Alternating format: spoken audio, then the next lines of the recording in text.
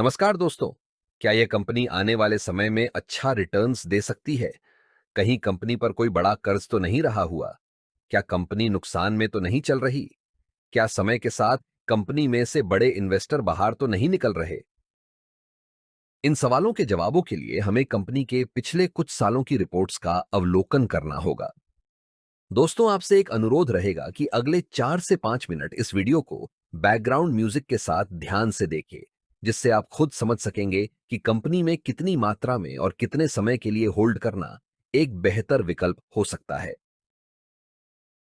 यह कंपनी की प्रोफाइल है, जिसमें कंपनी की मार्केट कैप वैल्यू और अन्य चीजों को दर्शाया गया है।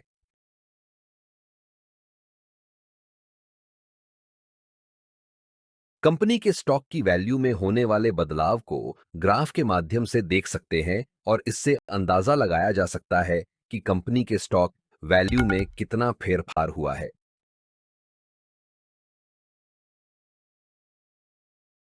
अब यहां पर कंपनी ने पिछले 1 साल में, पिछले 5 सालों में और शुरुआत से अभी तक कितना रिटर्न्स दिया है वह दर्शाया गया है।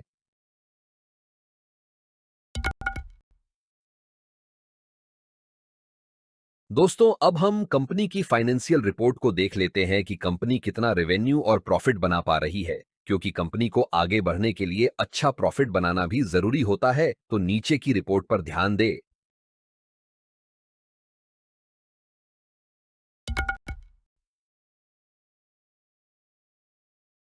नीचे कंपनी की ईपीएस यानी अर्निंग्स पर शेयर की रिपोर्ट दी गई है, जो कि अगर लगातार बढ़ रही है तो अच्छा माना जाता है, तो इसका अवलोकन करें।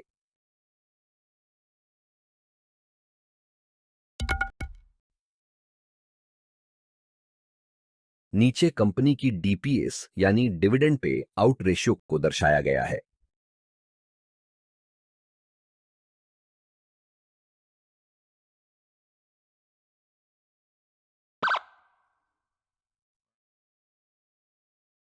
नीचे कंपनी की एसेट्स रिपोर्ट यानी कंपनी की संपत्ति की कीमत में होने वाले बदलाव को दर्शाया गया है, जिससे हम यह समझेंगे कि कंपनी समय के साथ अपनी संपत्ति को बढ़ा रही है या कम कर रही है।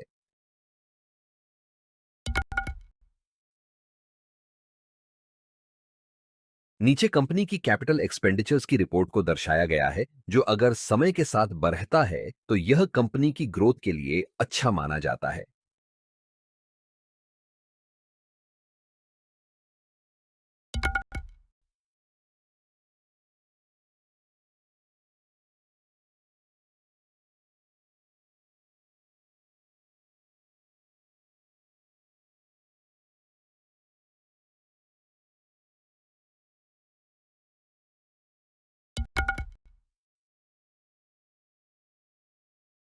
नीचे कंपनी के द्वारा दिए गए पिछले 5 डिविडेंड की रिपोर्ट्स का अवलोकन करें और जाने की कंपनी डिविडेंड के मामले में कैसी रही हुई है।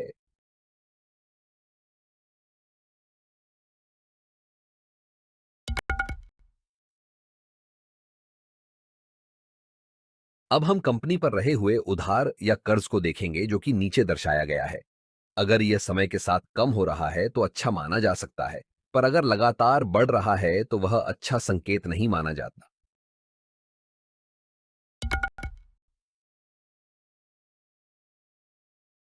नीचे कंपनी के पास रहे हुए स्टॉक की मात्रा को देखा जा सकते हैं और उसके साथ साथ यह भी देखना जरूरी है कि कहीं कंपनी ने अपने स्टॉक को गिरवी तो नहीं रखा हुआ। अगर रखा भी है तो कितनी मात्रा में रखा गया है। कंपनी में म्यूचुअल फंड्स के द्वारा की गई होल्डिंग को नीचे दर्शाया गया है।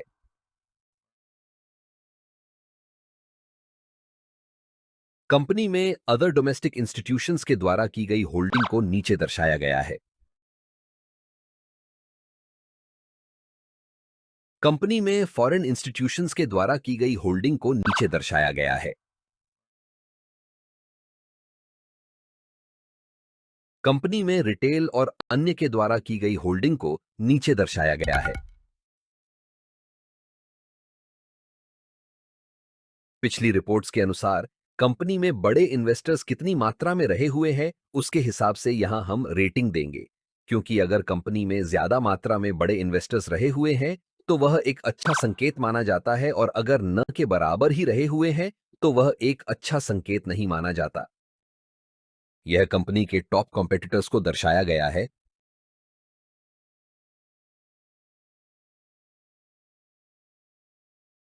कंपनी में कुछ पॉपुलर प्लेटफॉर्म के द्वारा बताए गए रिस्क को नीचे दर्शाया गया है।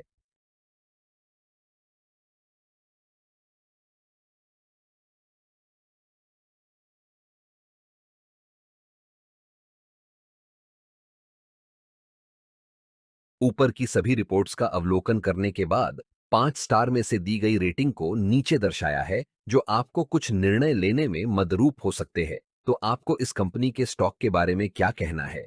हमें कमेंट जरूर करें।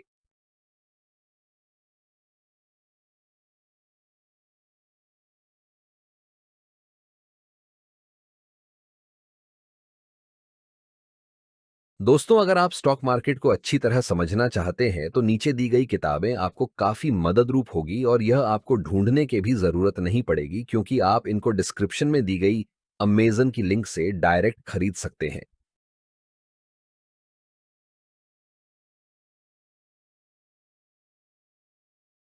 कंपनी में निवेश करने के कुछ ऐसे कारण जो कंपनी के स्टॉक की वैल्यू को तेजी से ऊपर ले जाने में मददरूप हो सकते हैं।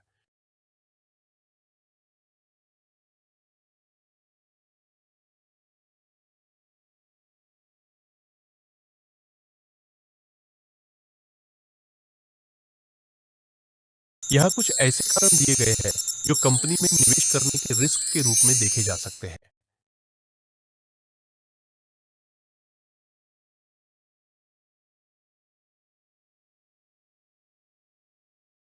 दोस्तों, स्टॉक से जुड़ी नई जानकारी के लिए चैनल को सब्सक्राइब करें और आप कौन से स्टॉक पर वीडियो देखना चाहते हैं, हमें कमेंट करें।